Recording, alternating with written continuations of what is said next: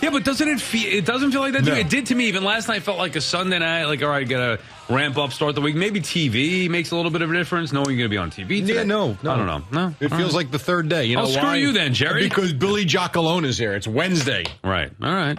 That he's here every Wednesday. Oh, I'm through happy Sunday, it's so Wednesday. It's kind of like the midweek part. Just feels like the start of a new. Like, I think everybody's back to work today. Or the majority of people are back to work today, where most people took off Monday. Monday was one of the best commutes I've ever had. I did it twice, as a matter of fact. Came in the morning, went home, came back for SNY, went home, no problem. It was great. Monday and Tuesday were easy. Today was easy too, but there were more cars on the road. That is true. Yeah, I'm worried about going home later on tonight. But anyway. So happy Monday to you, apparently. Right, exactly. You know, when we left you yesterday, we were talking about, the Mets and the Yankees and where they're at and watching yesterday. And for the Yankees, it was kind of like come out and continue what you've been doing. And props to the Yankees. They came out, continued what they've been doing. And he also talked about the Mets. Go out and try and continue this little winning trend. And I mean a little winning trend by taking the last two three in from a San row. Francisco. And now you saw, and you know what's funny about that? And you can start either way with the Yankees or the Mets. But since you mentioned the 3 in a row, watching yesterday, both games was the tale of two different teams from this standpoint. The Yankees were in control the entire day, and I never once felt like they were really being, even when they hit the home runs and they got it to whatever it was, 3-2, Hicks with the home run. It's like, okay. You never felt threatened by the Orioles for whatever reason yesterday, and the Yankees kept adding on, and then your guy Bader with the big 2-run double down the right side. But then you're watching. They really missed Jordan Montgomery, though, Jared. Shut up, Sal.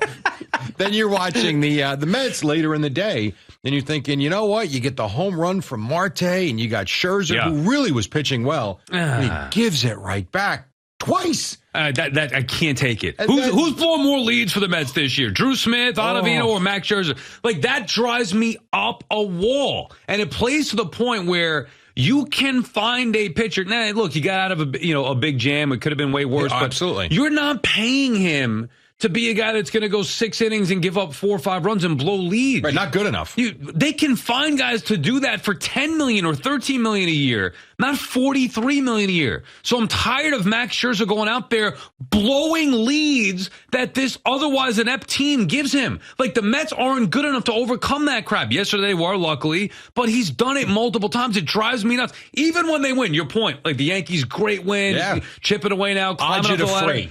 The Mets, even when they win, they can't help but aggravate you. And then at the end, the 9th inning, holy Drew smokes. Smith, get him out of here. He's not a major league pitcher. What don't you see? I mean, my God, he almost blows that game. You got to get David Robertson in there, and then they're sweating it out. Yeah, as he walks the first batter on 5 pitches, then throws the wild pitch, which didn't turn out to be because the runners didn't advance, but he throws one in the dirt. You're thinking, oh, my God, here comes another run. They don't run.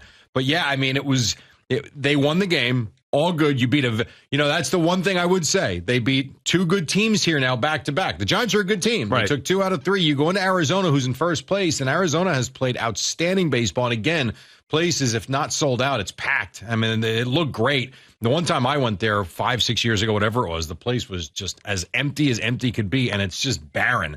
Yesterday, I went there at the same time as you, actually. Didn't we go the same time? We were there. We were 3 days apart, I believe. Oh, okay. Because I remember I posted the photo and you texted me. I was like, I'm here. Left. This is crazy. Yeah, something or whatever. like that. But yeah, it just, yesterday had a really good feel to it, aside from the fact that you were holding your breath in the 9th inning to try and get that win. But start with the positive first. Start with the Yankees, just because this is another game without Aaron Judge, another game they win. They have at least gained a split of this series with the Orioles, which we talked about. Big series trying to move up the ladder with the wild card standings.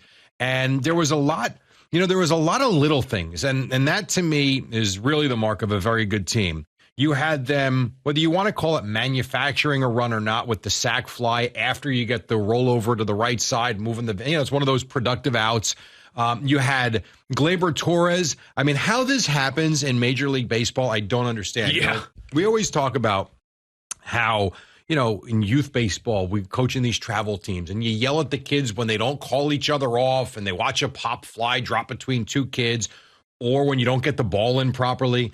How about the fact in a major league game yesterday, and the Orioles are a good team. This isn't the dregs of MLB.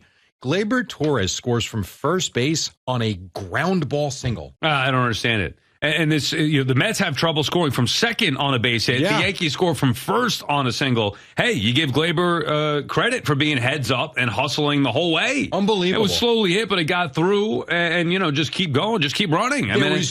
Baltimore was so lazy and slow getting the ball in. They recognized it and they took it on them. Don't you think a lot of times, and we've actually talked to Al Bagnoli about this, like you want to, as an offense, create chaos, whether it is Steph Curry on the basketball floor, whatever it may be, offense in football, put pressure on the defense to make the plays. Make a play. Yeah, and that is what Gleyber Torres and the Yankees did. You know what? Throw me out. Make the play. Pick the ball up, hustle, make a perfect throw to get me. And they didn't. Wasn't even close, as a matter of fact, going from first on a single. They really didn't make a throw because the shortstop dropped the ball on the throw-in. Because I forget who it was. I don't think it was Hicks. Was it Hicks in left field? Whoever it was. But it was up the middle, a little left of second base. Al talks about that all the time. He wants, when you've got a runner on second, he doesn't care where the base hit is. Send them. Yeah. Make them throw you out. Make them make the play. And they will make the play from time to time. Tip your cap. A lot of times it throws up the line, they drop the ball. Throws high. Right, exactly. And by the way, you know where to take your risk. I'm understand Al maybe wants it every time, but let's just say, it's whatever, Judge in right field. You don't want to necessarily push the envelope running on guys with the best arm. But yeah, more often than not, if you push the envelope, you're going to succeed because they're not going to be perfect. It's hard to play a perfect game or to play, make every play the right way. That's why you want to put pressure on the defense, and Gleyber Torres did an excellent job. He had a great game yesterday. I had a great game. And again, Bader gets you the big hit. Pitching-wise, you mentioned it, and there's Canely again. Again, yesterday, gives you a scoreless inning. Not that it was a high-leverage situation, but he goes out there and just does his job. What is it, 13 or 14 innings without giving up a run? He has been outstanding. The bullpen, really good again. And you look up, and the Yankees back to 10 games over 500 and closing in on Baltimore, who right now is that top wild card, and the Rays lose again. And so you were the one yesterday. You sit there and talk about being 9 out, can't count them out. Now you look up, it's now 8, whereas the Mets are now 6.5 in the wild card. You've got things happening on what is today just July 5th, and you've got two teams that are very much in play to do things here. It was a great day yesterday for New York baseball. Winter a rare Wednesday. Great day for both teams. It doesn't take much to change the entire look of things, whether it's the Mets just getting back in. And I know the Mets have an uphill battle. I understand it. We talked about it yesterday. Absolutely. Forget the games back, which doesn't seem daunting, but the amount of teams in front of them, like they have to play, if you actually do the math and project it out, they have to play ridiculous baseball.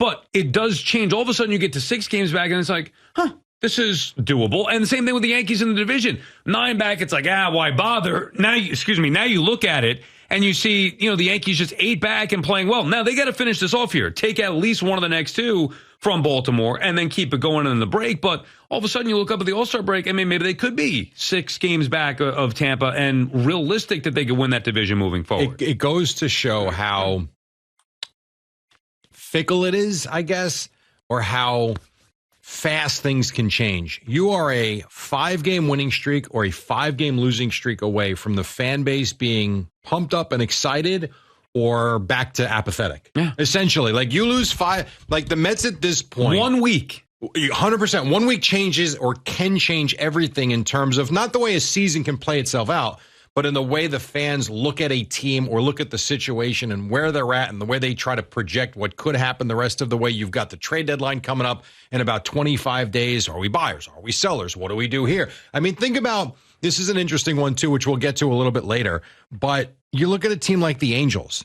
The Angels a week ago were thinking buyers at the deadline, Trout and Ohtani having great seasons. The Angels are 5 games over 500 playing good baseball to now, as we find out, Trout's out for 6 to 8 weeks, maybe longer. And you've got Ohtani comes out with the blister last night. I know he's going to go to the All-Star game and hit, likely not going to pitch. Now you sit there and wonder, okay, if Trout's gone, I know Rendon got hurt again last night.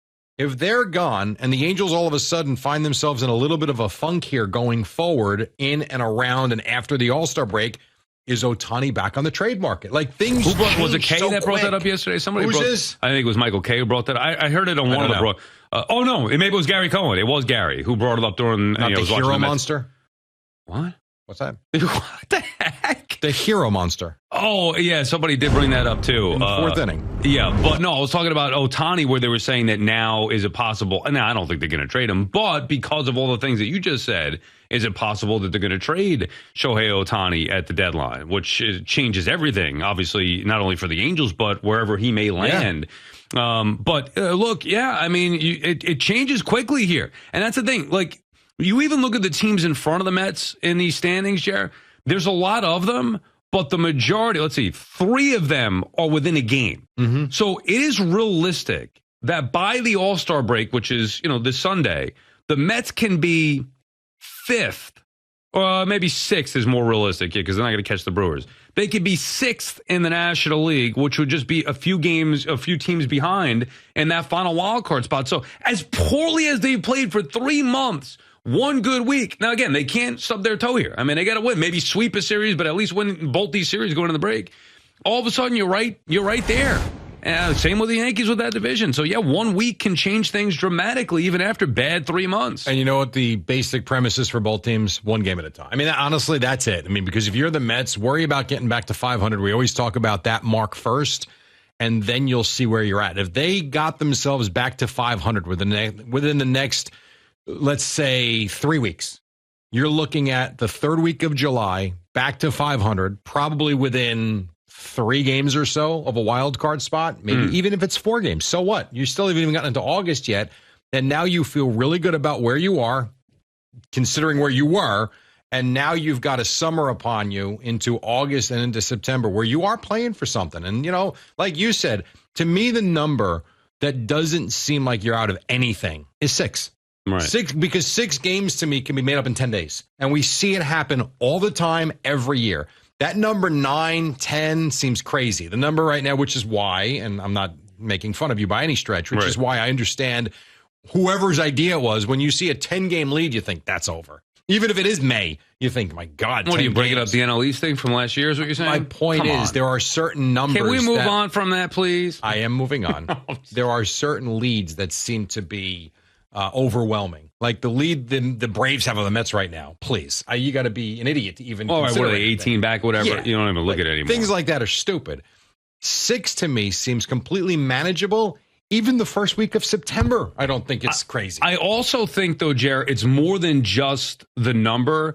It's also about what you expect the team to be, Agreed. What the talent level is on the team, and what you projected to be moving forward. Let's just say the Mets went on a 10-game run, right? Mm-hmm. And they've done this in recent years or whatever, and they haven't been a good team. So I never, even 2019, they went on a great run in the second half, but I never believed in them. This team was supposed to be really good. This team still has a lot of talent on it. So when they do something, it means a little bit more because you expected them to be good. It's not like they're coming out of nowhere as some crappy team, like the Marlins, for example. The Marlins, and they've played great. You got to give the Marlins credit here. It's been a whole first half, but it's still the Marlins. And I know how they're doing it, and they're playing well, whatever. But at some point, like, I put more in what if the Mets were to win 10 games in a row than I would the Marlins, because I believed in the Mets going in. Does that make sense? Yeah, well, it makes sense also from this standpoint. Had the Mets gone 80 and 82 last year and were playing like this, you'd think it's just another crappy, average at best season. They won 100 games last year, so you expect better, and at some point you expect them to resemble the team that you did see last year, given the fact they're the same team for the most part. The Marlin thing, I know what you're saying there. The only reason I disagree is because I think it's a young and up-and-coming team that is on the way up. But I get your point. Well, you know what I mean? Like, we didn't expect them to be good, and maybe not to pick on them. Good. Yeah, right. I'm not trying to pick on them, but I'm just saying, like, a team that maybe you didn't expect to be good. Pirates, a better example. Great example. Yeah, because they were great this year, but it's like, and now all of a sudden they've come back down to where they're 5 games under 500, so they're sinking like a rock. Mm-hmm. That's the better example. Do you put more stock? So it's not like I'm believing in the Mets just because maybe they go on a streak. It's because we expected them to be a better team. And we'll see, by the way. It's only 3 in a row. I mean, they've got work to do here. Finish off this series minimum, and then go win another one. And to your point with the Yankees, we expect better from them because we think they are better. And they have been better, and they're always in the playoffs. So while they are in playoff position, we do expect a big run Not saying they're going to get all the way back, but we do expect them to make some sort of a push. All right, so what do we have left here? Number of games to the All-Star break. 5 games left for your team? Okay. Where do you think? Now, remember, the Yankees play the Cubs, right, this weekend? Yes. Okay, and the Mets play the Padres. Yes. 2 of those teams are directly in front of the Mets. The Padres and the Cubs right now are a half game in front of the Mets. Mm-hmm. Do you think, and the Pirates are right there, 1 game in front of the Mets. Pirates who are sinking, like we said. Right. Do you think the Mets will leapfrog those 3 teams by the All-Star break? No. Interesting. How about 2? I'm going to say they do leapfrog all 3. And it's going to make everybody feel good. It's Jared's 1 game. I understand. And they play the Padres. So the Mets, I know. If they, take 2 out of 3 from them. I would say go 3-2 over the next 5.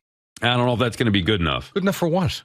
And they got to get. It's still July 10th. Yeah, no, I know. Well, I'll say play winning baseball the rest of the week. I mean, you take it because it beats the alternative. Basically, the way they played in June, if you went 4-2 in these 6 games. Hey, but you know what? They need to get hot here and make up for it. And we also feel like, Jared, it's impossible for a team, for the Mets, to go on a little streak. Like, going 4-1 shouldn't be impossible. I don't care who you're playing or who you are. Like, crappy teams have done that. I agree. The A's won 9 in a row. Right? I agree. They won 24 games all year. They won 9 in a row. I'm looking at baby steps here, and you're looking to sprint. I mean, which is fine. There's nothing wrong with that. They should be capable of doing it. Hit the gas, and I like what they did having Scherzer, even though he wasn't very good. But they moved up Scherzer, moved back Senga, give Senga the extra rest, which he's better on, and you get Scherzer an extra start before the break. Sure. This is an important, I know it's only 5 games. This is a very, very important 5 games for how they're going to feel going into that All-Star break. Yeah, and how they come back out of it. Yeah. You know what's so funny? If I asked you right now, rating 1 to 5, 1 being terrible,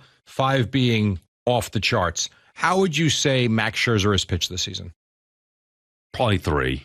Yeah, I was going to say 2.5. Yeah, to right 3. in there. This is his 8th win yesterday. Yeah. Like, he's 8-2. You know what? I maybe go 2 because of higher expectations. Yeah, that's great, Jared, but he's blown leads. No. My point is, I'm with you. If you watch the games, you know he has not pitched great. Right. He has not secured games in which the Mets have given him run support. But they win when he pitches. And yet you look up, and it's why wins and losses. Like, he wins that game yesterday. He didn't deserve that win yesterday. Like, not in my mind. All he did was give up leads left and right. Right. And yet he's the pitcher of record and gets the win. And he's right. Look, it's got to be a team effort. And he's right about that. However, and there are certain games you need to battle through, whatever, you don't have your best stuff. He continually blows leads that this team gives him. When you have an ace, you're paying, that's why I don't want 2 of them, I just want 1. You're paying him for one thing. Your team gives you the lead, you put that game away. You get to the 7th inning or later, but you get to the 7th inning, hand it over the bullpen with that lead. He can't even give you a shutdown inning anymore. He blows the lead immediately. I can't. Nothing drives me more crazy than that. Pitchers blowing leads that their team gives them, especially an ace. I was gonna. My phone wasn't working yesterday, but I was gonna text you when he gave up that second home run to make it 3-3. Which was the 3rd home run, but I'm thinking, oh my God, Sal must be like throwing things right now. So I'm watching the game and I forgot that I actually had it on. I paused something to go back and rewind. Yeah, because I'm watching it and I think I was trying to listen to what Keith and Gary were saying at some point. And my wife was saying something. I'm like, I'm trying to listen to this. Please give me a second here. Changing diapers, watching the baby. She's crawling all over me. I need a second to watch this game. So I rewound it and then I was watching kind of on a short delay. Mm-hmm. Scherzer gives up the home run to make it 3-2. Yeah. I'm tweeting, great job, Max, whatever, blah, blah. By the time that tweet is sent, there goes the next one. I'm aware. It was quick. It was that 3-1 lead lasted for all of 4 seconds. Oh, God. Nausea. And then you get the 4-3 lead, then it's 4-4 again. It's like, oh, my God. Anyway, all right, take a quick break. 20 after 6. It is Sal and Jerry in for Boomer and Gio. We got CeeLo coming in for me next. Lots to do. The baseball plus. Because yesterday, Sal basically requested it. I will have something fun for you next hour. Let's say 7:45 or so. Okay, a game? And then something like that. Okay. And then I know you got some stuff up your sleeve as well. 20 after 6, Sal and Jerry in for Boomer and Gio on the Fan.